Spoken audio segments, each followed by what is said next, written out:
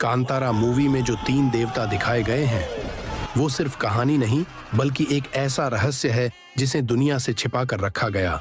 पंजुर्ली देव की कथा कहते हैं बहुत प्राचीन समय में एक वराह देवता के 5 पुत्र हुए थे, पर नियति को कुछ और मंजूर था। उनमें से एक नवजात पीछे छूट गया, अकेला, भूखा, प्यासा और मौत के करीब पहुंच गया। तभी माता पार्वती वहां से गुजरी। उन्होंने उस तड़पते हुए बच्चे को देखा और उनके मातृत्व ने करवट ली। वो बच्चे को उठाकर कैलाश पर्वत ले आईं और उसे अपने पुत्र की तरह पालने लगी। सालों बीत गए, पर वह बालक बड़ा होकर एक भयानक वराह बन गया, जिसके दांत पहाड़ जैसे और शक्ति अग्नि जैसी थी। पर उसी शक्ति ने उसे पीड़ा भी दी। उसके शरीर में भयंकर खुजलाहट रहती और वह उसे मिटाने के लिए धरती की फसलें रौंदने लगा। फसलें नष्ट हो गईं, लोग भूख से तड़पने लगे और संसार रोने लगा।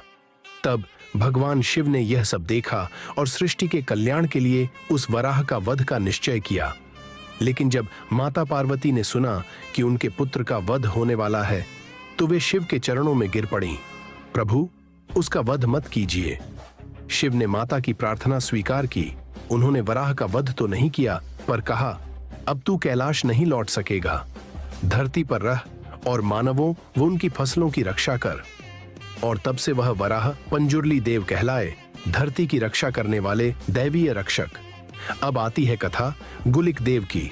एक बार भगवान शिव के गण एक यज्ञ कर रहे थे। उसी यज्ञ की राख से एक पत्थर निकला, जिसे शिव ने आशीर्वाद देकर धरती पर फेंक दिया। और उसी पत्थर से उत्पन्न हुए गुलिक देव।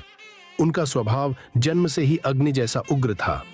भगवान विष्णु ने उन्हें नीलू आसन नामक स्त्री के गर्भ से जन्म लेने का श्राप दिया।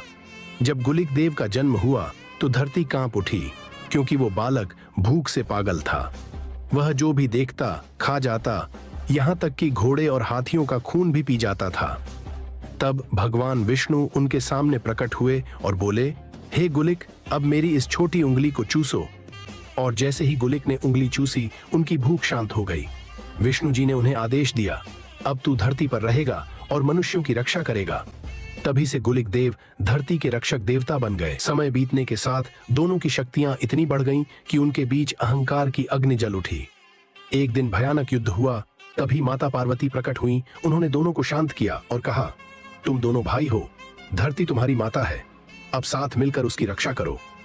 तब से पंजुर्ली देव और गुलिक देव धरती पर साथ रहते हैं, और जिनके घर ये दोनों पूजे जाते हैं वहां न तो दुष्ट शक्तियां आती हैं, न ही फसलों का नाश होता है।